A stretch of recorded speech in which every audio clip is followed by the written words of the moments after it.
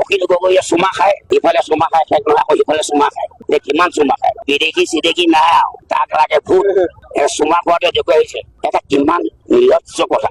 এজন বাংলাদেশী যদি সি চুমা খায়, অখিল গগৈতো চুমাই খাইছে, বিদেশী চিদেশী নাই আৰু তাক লাগে ভোট। চুমা খোৱাতে দেখুৱাইছে এটা কিমান নিৰ্লজ্জ কথা। এজন বাংলাদেশী যদি সি চুমা খায়, তাৰমানে কি এইটো সি ঘৰত মানে বাংলাদেশে সোমাবলৈ চেষ্টা কৰিছে আৰু বাংলাদেশী ভোটেৰে সি জয়ী হম বুলি ভাবিছে। গতিকে আমি খিলঞ্জীয়াসকলে কেতিয়াও এৰি নিদিওঁ, কোনো পক্ষে নহব। তাৰ কাৰণে আমি প্ৰতিবাদী কাৰ্যসূচী লৈছো আৰু মাননীয় মুখ্যমন্ত্ৰী ধন্যবাদ দিছো। এফালে কোৱাৰ লগে লগে বিৰোধীয়ে উজান দিয়ে আৰু অখিল গগৈয়ে চুমা খায়, ইফালে চুমা খায়, শেষ নহয় আকৌ ইফালে চুমা খায়। কিমান চুমা খায়? আৰু বিৰোধী দল কংগ্ৰেছ MLA তাক সহযোগিতা কৰিছে। গতিকে আজি অসমীয়া খিলঞ্জীয়া ভাই ককাই বুলি মই আপোনালোককো আহ্বান কৰিছো যে আপোনালোকেও সহযোগিতা কৰিব লাগে। কাৰণ এইখন অসমত আমি যদি অসমীয়াসকলে আজি বিদেশী হবলগীয়া হয়, ইয়াতকৈ দুখৰ কথা আমাৰ কেতিয়াও হব নোৱাৰে।